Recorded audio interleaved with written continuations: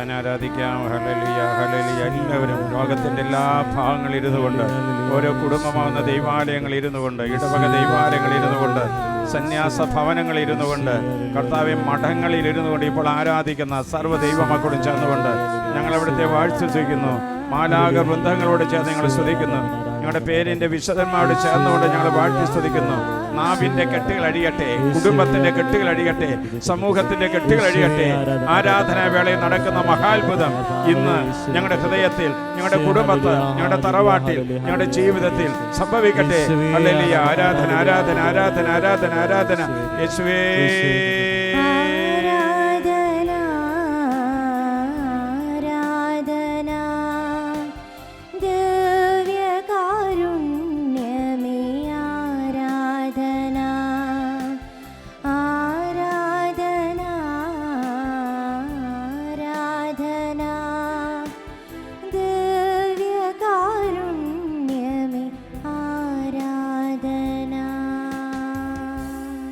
ആരാധനയ്ക്ക് യോഗ്യനായ ദിവ്യകാരുണ്യത്തിൻ്റെ മുമ്പിൽ നമ്മൾ ഇരിക്കുകയാണ്. ഈശോ നമ്മെ സ്പർശിക്കുന്നുണ്ട്, ഈശോ നമ്മെ തൊടുന്നുണ്ട്, യേശുവിന് എന്തൊക്കെയോ നമ്മോട് പറയാനായിട്ടുണ്ട്. ദൈവമായ കർത്താവ് ഇന്ന് നമ്മുടെ പ്രാർത്ഥനയ്ക്കും പരിചിന്തനത്തിനുമായി തരുന്ന വചനം മത്തായിയുടെ സുവിശേഷം 5-ാം അധ്യായം 48-ാം തിരുവാക്യം. നിങ്ങളുടെ സ്വർഗസ്ഥനായ പിതാവ് പരിപൂർണനായിരിക്കുന്നത് പോലെ നിങ്ങളും പരിപൂർണരായിരിക്കുവിൻ. നിങ്ങളുടെ സ്വർഗസ്ഥനായ പിതാവ് പരിപൂർണനായിരിക്കുന്നത് പോലെ നിങ്ങളും പരിപൂർണരായിരിക്കുവിൻ. പരിപൂർണതയിലേക്കുള്ള വഴിയാത്രയിൽ ദൈവം സ്ഥാപിച്ച കൂദാശയാണ് വിവാഹമെന്ന കൂദാശ. പരസ്പരം വഹിക്കുവാനുള്ള ഒരു ജീവിതമാണ് ദാമ്പത്യ ജീവിതം. പരസ്പരം സ്നേഹിക്കാനുള്ളൊരു ജീവിതമാണ് ദാമ്പത്യ ജീവിതം. പരസ്പരം സമർപ്പിക്കാനുള്ളൊരു ജീവിതമാണ് ദാമ്പത്യ ജീവിതം. പരസ്പരം വളർത്താനുള്ളൊരു ജീവിതമാണ് ദാമ്പത്തിക ജീവിതം. പ്രിയപ്പെട്ട മകളെ, പലപ്പോഴും ഞാനിങ്ങനെ ചിന്തിക്കാറുണ്ട്, നല്ലൊരു ജോലി ഉള്ളത് കൊണ്ടോ, നല്ല ഒരു ശമ്പളമുള്ളത് കൊണ്ടോ, നല്ല സൗന്ദര്യമുള്ളത് കൊണ്ടോ, ഉയർന്ന പാരമ്പര്യമുള്ളത് കൊണ്ടോ ദാമ്പത്തിക ജീവിതം വിജയിക്കണമെന്നില്ല. പിന്നെയോ ജീവിത അന്തസ്സിന് വേണ്ട സ്വഭാവശുദ്ധിയും സ്നേഹത്തിൻ്റെയും നന്മയുടെയും പുണ്യസമ്പത്ത് ഹൃദയത്തിൽ ഉള്ളവരാണ് ദാമ്പത്തിക ജീവിതം വിജയിക്കുന്നത് കാണുന്നത്. ഞാൻ നിങ്ങളോടൊന്ന് ചോദിക്കട്ടെ, ഞാനല്ല, ദൈവം നമ്മോട് ചോദിക്കുന്നുണ്ട്. മകളെ, ഞാൻ നിങ്ങൾക്ക് തന്ന ജീവിത പങ്കാളിയെ സ്നേഹിച്ചും അനുസരിച്ചും ബഹുമാനിക്കുകയും ചെയ്യുന്നുണ്ടോ? ഞാൻ നിങ്ങൾക്ക് സമ്മാനിച്ച ജീവിത പങ്കാളിയെ നീ ശുശ്രൂഷിക്കുന്നുണ്ടോ? ഞാൻ നിനക്ക് സമ്മാനിച്ച ജീവിത പങ്കാളിയെ നീ കരയിപ്പിക്കുന്നുണ്ടോ? ഞാൻ നിനക്ക് സമ്മാനിച്ച ജീവിത പങ്കാളിയുടെ ദുഃഖങ്ങളിലും സങ്കടങ്ങളിലും വേദനകളിലും നീ എവിടെയായിരുന്നു? നിന്റെ ജീവിത പങ്കാളിക്ക് വേണ്ടി എപ്പോഴെങ്കിലും മുട്ടുകുത്തി ത്യാഗത്തോടെ പ്രാർത്ഥിക്കാറുണ്ടോ? ദൈവപരിപാലന, ദൈവവചനം അനുസരിച്ചിട്ടാണോ നിന്റെ ജീവിത പങ്കാളിയോട് നീ സംസാരിക്കുന്നതും പ്രവർത്തിക്കുകയും ചെയ്യുന്നത്? എന്തിനാണ് അച്ഛൻ ഇങ്ങനെ ചോദിച്ചെന്നറിയാമോ? എന്തുകൊണ്ട് ദാമ്പത്തിക ജീവിതം പരാജയപ്പെടുന്നു എന്ന് ദിവ്യകാരുണ്യനാഥൻ്റെ സന്നിധിയിൽ നിന്ന് പ്രാർത്ഥിച്ചപ്പോൾ വെളിപ്പെടുത്തി കിട്ടിയ ചില സത്യങ്ങൾ ഹൃദയം തകർന്നാണ് ഞാൻ നിങ്ങളോട് പറയുന്നത്. ഒരു നല്ല ജീവിത പങ്കാളിയെ കിട്ടാത്തത് കൊണ്ടല്ല, ഒരു നല്ല ജീവിത പങ്കാളിയാകാൻ പറ്റാത്തത് കൊണ്ടാണ് ദാമ്പത്യ ജീവിതം തകരുന്നത്. ഒരു നല്ല ജീവിത സാഹചര്യം ഇല്ലാത്തത് കൊണ്ടല്ല, ഒരു നല്ല മനോഭാവം ഇല്ലാത്തത് കൊണ്ടാണ് ദാമ്പത്യ ജീവിതം തകരുന്നത്. ജീവിതത്തിൽ സമ്പത്തും സാഹചര്യവും ഇല്ലാത്തത് കൊണ്ടല്ല, ദാമ്പത്തിക ജീവിതത്തെ പക്വതയോടെ നോക്കിക്കാണാൻ പറ്റാത്തത് കൊണ്ടാണ് ദാമ്പത്യ ജീവിതം തകർന്നു പോകുന്നത്. ദൈവത്തിൻ്റെ ആത്മാവ് വെളിപ്പെടുത്തി തന്ന 3-4 കാര്യങ്ങൾ നിങ്ങളോട് ഷെയർ ചെയ്യുകയാണ്. എന്താണ് ദാമ്പത്യ ജീവിതത്തിൻ്റെ അപകട മേഖല? എന്തുകൊണ്ടാണ് ദാമ്പത്യ ജീവിതം തകരുന്നത് എന്ന് ദിവ്യകാരുണ്യനാഥൻ്റെ മുമ്പിൽ പ്രാർത്ഥനയോടെ ഇരുന്ന് പ്രാർത്ഥിക്കുന്നവരോട് ഈശോ സംസാരിക്കുന്ന ഒന്നാമത്തെ കാര്യം, ഒരാളുടെ ആഗ്രഹം മറ്റൊരാൾക്ക് സാധിച്ചു കൊടുക്കാൻ പറ്റാത്ത അവസ്ഥയിലാണെങ്കിൽ ദാമ്പത്തിക ജീവിതത്തിൻ്റെ ഒന്നാമത്തെ അപകട മേഖലയാണ്. ഒരിക്കൽ കൂടി, ഒരാളുടെ ആഗ്രഹം മറ്റൊരാൾക്ക് സാധിച്ചു കൊടുക്കാൻ പറ്റാത്ത അവസ്ഥയിലാണെങ്കിൽ ഒന്നാമത്തെ അപകട മേഖല. ഒരു സെക്സിൻ്റെ കാര്യം മാത്രമല്ല അച്ഛൻ പറയുന്നത്. ആഗ്രഹതലത്തിലും പ്രവൃത്തി തലത്തിലും ചിന്താതലത്തിലും സമന്വയം പ്രാപിക്കുമ്പോഴാണ് ഒരു കുടുംബം സ്വർഗീയ കുടുംബമായി മാറുന്നത്. പ്രിയപ്പെട്ടവരെ, ഇന്ന് നമ്മുടെ കുടുംബങ്ങളിൽ ആഗ്രഹതലങ്ങളിലും ചിന്താതലങ്ങളിലും പ്രവൃത്തി തലങ്ങളിലും സമന്വയം ഇല്ലാത്തതുകൊണ്ട് ദാമ്പത്തിക ജീവിതം ചില്ലുപോലെ ഉടഞ്ഞുകൊണ്ടിരിക്കുകയാണ്. എവിടെ നോക്കിക്കഴിഞ്ഞാലും സമ്പന്നരിലും ദരിദ്രരിലും കറുത്തവരിലും വെളുത്തവരിലും എല്ലാ മേഖലകളിലും ഈ തകർച്ചകൾ ഞാൻ കാണുന്നുണ്ട്. പ്രിയപ്പെട്ടവരെ, ഒരു കുടുംബത്തിലെ ഭാര്യ 5 സ്ത്രീകളുടെ സ്നേഹം കൊടുക്കണമെന്നാണ് മനഃശാസ്ത്രജ്ഞന്മാർ പറയുന്നത്. ഒരു ഭാര്യയുടെ സ്നേഹം, ഒരമ്മയുടെ സ്നേഹം, ഒരു സഹോദരിയുടെ സ്നേഹം, ഒരു മകളുടെ സ്നേഹം, ഒരു കാമുകിയുടെ സ്നേഹം. ഈ 5 സ്നേഹം കൊടുക്കുന്ന ആരെങ്കിലും ഈ ശുശ്രൂഷ സംബന്ധിക്കുന്നുണ്ടെങ്കിൽ ആ കുടുംബം സ്വർഗീയ കുടുംബമാണ്. അങ്ങനെ തന്നെയാണ് ഭർത്താക്കന്മാരെ കുറിച്ച് ചിന്തിക്കുമ്പോഴും. ഒരു ഭർത്താവ്, നല്ലൊരു ഭർത്താവ്, അപ്പൻ, സഹോദരൻ, മകൻ, കാമുകൻ, ഈ 5 തലങ്ങളിലും ശോഭിക്കുമ്പോഴാണ് ആ കുടുംബം സ്വർഗീയ കുടുംബമായി മാറുന്നത്. എന്നോട് ഇങ്ങനെ പറയാനായിട്ട് കർത്താവ് ആവശ്യപ്പെടുന്നുണ്ട്. ഓരോ ദമ്പതിമാരും ഒരു വൈദ്യനായിരിക്കണം, വൈദികനായിരിക്കണം. ആരാണ് വൈദ്യൻ? രോഗം വരുമ്പോൾ സഹായിക്കാൻ, കൂടെ നിൽക്കാൻ, സ്വാന്തനം നൽകാൻ, മരുന്നുകൾ എടുത്തു കൊടുക്കാൻ, ഭക്ഷണം കൊണ്ടു കൊടുക്കാൻ. ഒരു വൈദ്യൻ്റെ ദൗത്യം. ഒപ്പം ഒരു വൈദികനുമായിരിക്കണം. ആരാ ഒരു വൈദികൻ? കുടുംബത്തിന് വേണ്ടി, മക്കൾക്ക് വേണ്ടി കരമുയർത്തി പരിഹാരം ചെയ്ത് പ്രാർത്ഥിക്കുന്നവനാണ് വൈദികൻ. കുടുംബജീവിതം കുടുംബമാകുന്ന ദൈവാലയത്തിലെ പുരോഹിത ശുശ്രൂഷ നടത്തുന്നവരാണ് ഭാര്യയും ഭർത്താവും. അതുകൊണ്ടാണ് ഇങ്ങനെ ഞാൻ പറഞ്ഞത്, ഒരു വൈദ്യനായിരിക്കണം, ഒരു വൈദികനായിരിക്കണം. ഇവിടെ എന്തെങ്കിലും കുറവുകൾ വരുമ്പോഴാണ് ദാമ്പത്യ ജീവിതം അപകടത്തിലായിത്തീരുന്നത്. അപ്പോൾ ഒന്നാമത്തെ അപകട മേഖല, ഒരാളുടെ ആഗ്രഹം മറ്റൊരാൾക്ക് സാധിച്ചു കൊടുക്കാൻ പറ്റാത്ത അവസ്ഥയിലാണെങ്കിൽ ഒന്നാമത്തെ അപകട മേഖല. വചനം തരുന്നു, സുഭാഷിത പുസ്തകം 17:1. കലഹം നിറഞ്ഞ വീട്ടിലെ വിരുന്നിനേക്കാൾ അഭികാമ്യം സ്വസ്ഥയോടുകൂടി കഴിക്കുന്ന ഉണങ്ങിയ അപ്പക്കഷ്ണമാണ്. വലിയ വലിയ വിരുന്നുകളും വിഭവസമൃദ്ധമായ ആഘോഷങ്ങളും ഉണ്ടായിരിക്കാം. പക്ഷെ ഒരു പാവപ്പെട്ടവൻ്റെ വീട്ടിലെ ദാരിദ്ര്യത്തിൽ സന്തോഷത്തോടെ അപ്പനും അമ്മയും മക്കളും ഒരുമിച്ചിരുന്ന് കഴിക്കുന്ന ഭക്ഷണം എന്തൊരു ടേസ്റ്റാണല്ലേ. യെസ്. രണ്ടാമത്തെ അപകട മേഖല എന്താണെന്ന് ചോദിച്ചാൽ, പരസ്പരം ആശയവിനിമയം ഇല്ലാതെയായി തീരുമ്പോൾ സൂക്ഷിക്കുക.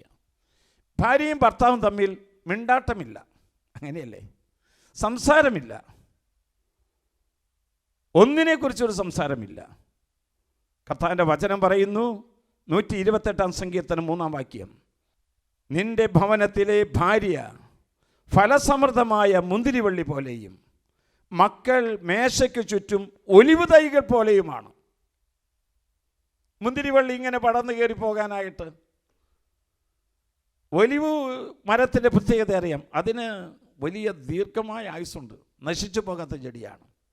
അതുകൊണ്ടാണ് എങ്ങനെ പറഞ്ഞത്, സംഗീതൻ പറഞ്ഞത്, നിൻ്റെ ഭാര്യ ഭവനത്തിലെ ഫലസമൃദ്ധമായ മുന്തിരിവള്ളി പോലെയും മക്കൾ മേശയ്ക്ക് ചുറ്റും ഒലിവ് തൈകൾ പോലെയുമാണ് എന്ന്. എൻ്റെ പ്രിയപ്പെട്ടവരെ, നമുക്ക് എന്തെങ്കിലും ഒരു പ്രയാസമുണ്ടായാൽ ഒന്ന് തുറന്ന് പറയാൻ ജീവിത പങ്കാളിയോടല്ലാതെ ആരോടാണ് സാധിക്കുക? നാട്ടിലുള്ളവർ പറഞ്ഞിട്ട് വല്ല കാര്യമുണ്ടോ? കുടുംബത്തിലുള്ളവരോടാണ് അറിയിക്കേണ്ടത്. എൻ്റെ ഹൃദയം അറിയാവുന്ന, എൻ്റെ മനസ്സറിയാവുന്ന, എന്നോട് ഒരുമിച്ചിരിക്കുന്ന, എന്നോട് ഒരുമിച്ച് കിടക്കുന്ന എൻ്റെ ജീവിത പങ്കാളിയോടാണ് എൻ്റെ ജീവിത രഹസ്യങ്ങൾ കൈമാറുമ്പോഴാണ് അവിടെ ആശ്വാസം ഉണ്ടായിത്തീരുന്നത്. ഇല്ലാത്തിടത്തോ അപകടമാണ് ഉണ്ടായിത്തീരുന്നത്. മൂന്നാമത്തെ അപകട മേഖലയാണ് ജീവിത പങ്കാളിയുടെ ഓരോ പ്രവൃത്തിക്കും മോശമായ അർത്ഥം കൊടുക്കുക. ഉദാഹരണത്തിന്, ഭർത്താവ് നന്നായിട്ട് ക്ലീൻ ഷേവൊക്കെ ചെയ്ത് അല്പം സുന്ദരനായിട്ട് ഒരു ക്ലബിൽ പോകാമെന്ന് വിചാരിക്കുക, ഒരു മീറ്റിങ്ങിൽ പോകാമെന്ന്. അപ്പോൾ സ്നേഹമില്ലാത്ത ഒരു ഭാര്യയുടെ പ്രകടനം എങ്ങനെയാണെന്ന് മനഃശാസ്ത്രജ്ഞർ എഴുതുന്നു. ഓ, ഭംഗിയായിട്ടുണ്ട്, പൊയ്ക്കോ പൊയ്ക്കോ പൊയ്ക്കോ. എന്തൊരാശംസയാണല്ലേ! അങ്ങനെയുള്ളവരുടെ ഭാര്യമാരോട് എങ്ങനെ പെരുമാറുമെന്ന് എഴുതി വെച്ച് ഈ പ്രകാരമാണ്. ഒരു പള്ളിയിലേക്കോ ഒരു പ്രാർത്ഥനാ യോഗത്തിനോ അല്ലെങ്കിൽ മറ്റേതെങ്കിലും ഒരു മീറ്റിങ്ങിന് പോകുന്ന സമയത്ത് ഉടുത്തൊരുങ്ങി ഭംഗിയായി സൗന്ദര്യവതിയായി പോകുന്ന സമയത്ത് ഭർത്താവിൻ്റെ ചോദ്യം, ഉത്തരം, ഓ യാത്രയായല്ലോ, ഭംഗിയായിട്ടുണ്ട്, ഇന്ന് വരില്ലേ? ഇന്ന് വന്നില്ലെങ്കിലും സാരമില്ല കേട്ടോ, പൊയ്ക്കോ പൊയ്ക്കോ പൊയ്ക്കോ പൊയ്ക്കോ. ജീവിത പങ്കാളിയുടെ എല്ലാ പ്രവൃത്തിക്കും മോശമായ അർത്ഥം, ഒരു കൊണറ്റേഷൻ ഉണ്ടല്ലേ? നിങ്ങൾക്ക് ഞാൻ പറയുന്നത് മനസ്സിലാവുന്നുണ്ടെന്ന് എനിക്ക് അച്ഛനറിയാം. എൻ്റെ പ്രിയപ്പെട്ടവരെ, വചനം നമ്മോട് പറയുന്നു, 127 സങ്കീർത്തനം 1 വാക്യം, കർത്താവ് ഭവനം പണിയുന്നില്ലെങ്കിൽ പണിക്കാരുടെ അധ്വാനം വ്യർത്ഥമാണ്. കർത്താവ് നഗരം കാക്കുന്നില്ല എങ്കിൽ കാവൽക്കാരുടെ ഉറക്കം ഒഴിവും നിഷ്ഫലമാണ്. കർത്താവ് വരണം അവിടേക്ക്, ആ ജീവിത ബന്ധത്തിലേക്ക് ദൈവമായ കർത്താവ് അവിടെ കടന്നു വരണം. നാലാമത്തെ അപകടം പരസ്പരം വിശ്വാസം ഇല്ലാതെയായി തീരുക.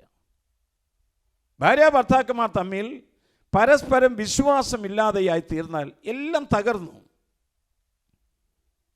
പൗലോസ്ലീഹ പറയുന്നു, വിശ്വാസമില്ലാതെ ദൈവത്തെ പ്രസാദിപ്പിക്കുവാൻ സാധ്യമല്ല. ദൈവത്തെ മാത്രമല്ല, മനുഷ്യനെയും പ്രസാദിപ്പിക്കാൻ സാധ്യമല്ല. നമ്മളൊരു വാഹനത്തിൽ സഞ്ചരിക്കുമ്പോൾ ആ ഡ്രൈവറെ നമ്മൾ വിശ്വസിക്കുകയാണ്.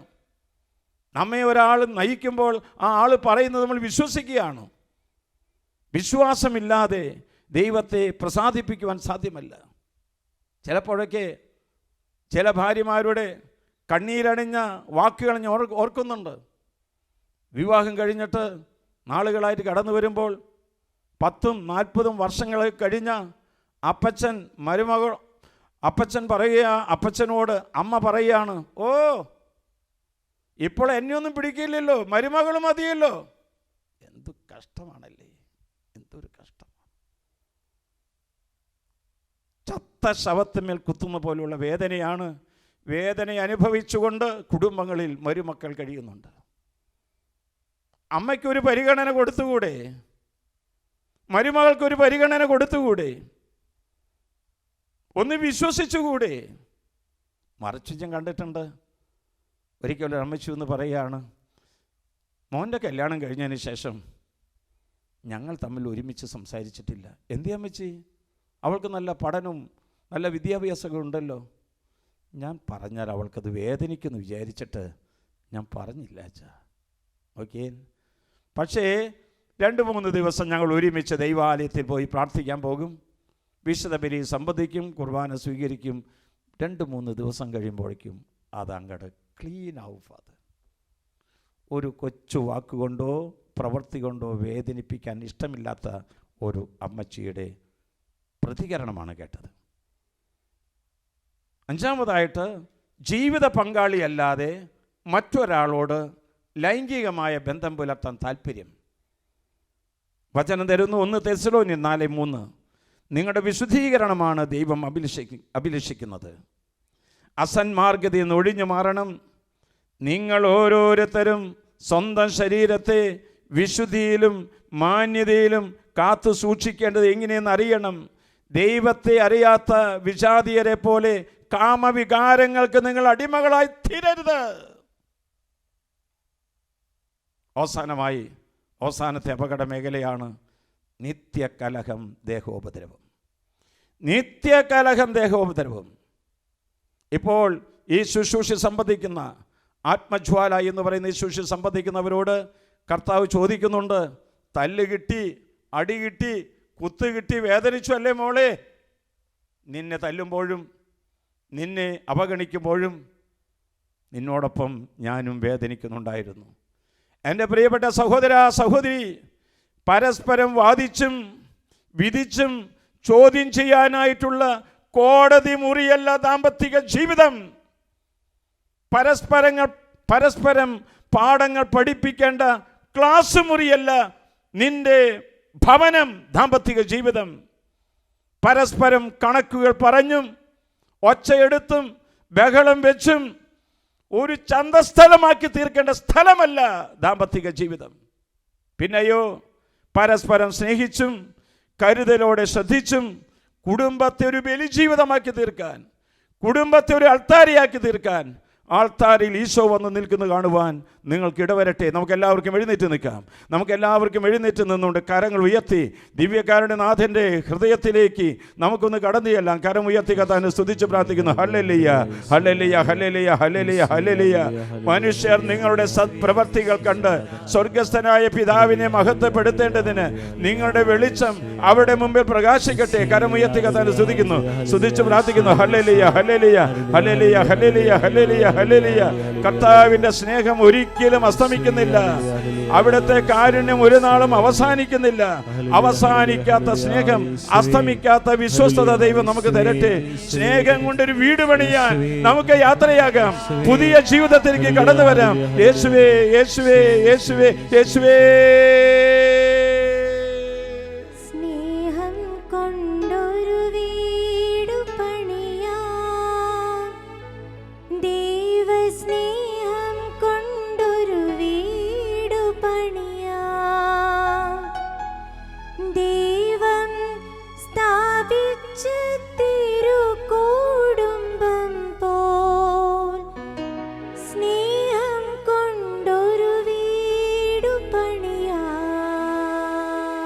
കർത്താവിൻ്റെ വചനം പറയുന്നു, ഇതാണ് എൻ്റെ കൽപ്പന, ഞാൻ നിങ്ങളെ സ്നേഹിച്ചതുപോലെ നിങ്ങൾ പരസ്പരം സ്നേഹിക്കണം.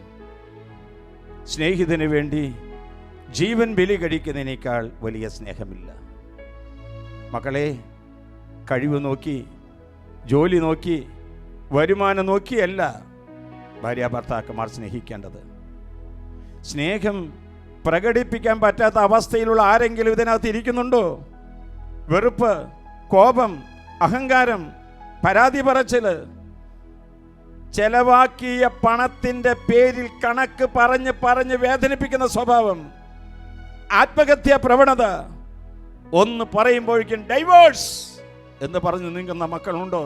നമുക്ക് കരങ്ങൾ ഉയർത്താം. നമ്മുടെ കുടുംബ സ്നേഹം കൊണ്ട് വീണ്ടും പുനരുദ്ധരിക്കാൻ കരങ്ങൾ ഉയർത്തി കർത്താവിനെ സ്തുതിച്ച് പ്രാർത്ഥിക്കാം. ഹല്ലേലൂയ, ഹല്ലേലൂയ, ഹല്ലേലൂയ, ഹല്ലേലൂയ, ഹല്ലേലൂയ. യേശുവേ നന്ദി പിതാവേ, സ്തോത്രം, സ്തോത്രം. കർത്താവേ, വിളിക്കുക മക്കളെ. യേശു നിന്റെ ജീവിതത്തിൽ കടന്നു വരട്ടെ. നിന്റെ തകർന്നു പോയ കുടുംബ ജീവിതത്തിലേക്ക്, അപകടപൂർണമായ നിന്റെ ജീവിതത്തിലേക്ക് യേശു വരുന്നുണ്ട്. യേശുവേ,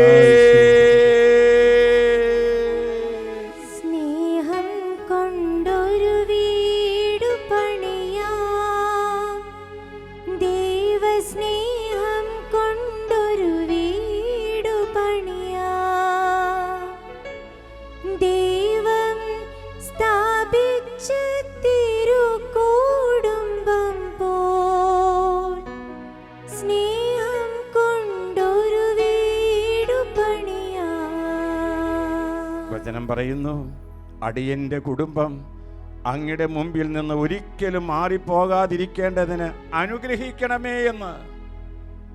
ഭാര്യാഭർത്തൃ സംശയത്തിൽപ്പെട്ടവർ, പരസ്പരം അവഗണിക്കുന്നവർ, എപ്പോഴും തേജോവധം ചെയ്യുന്നവർ, ലൈംഗികമായ മരവിപ്പുള്ള ഭാര്യാഭർത്താക്കന്മാർ, കടക്കടിയിൽപ്പെട്ട് ഭാരപ്പെട്ട ജോലി ചെയ്ത് ഒരു നല്ല വാക്കും പറയാത്തതിൻ്റെ സങ്കടം പേറി നിൽക്കുന്നവർ, നമുക്ക് കരങ്ങൾ ഉയർത്താം. കരങ്ങൾ ഉയർത്തി കർത്താവിനെ സ്തുതിക്കാം നിന്ന്. ഹല്ലേലൂയ. ഇപ്രകാരമുള്ള പരാതികളെല്ലാം വിട്ടുമാറാനായിട്ട് കർത്താവിനോട് പ്രാർത്ഥിക്കാം നമുക്ക്. ഹല്ലേലൂയ, ഹല്ലേലൂയ, ഹല്ലേലൂയ, ഹല്ലേലൂയ, ഹല്ലേലൂയ. യേശുവേ, യേശുവേ, യേശുവേ, യേശുവേ.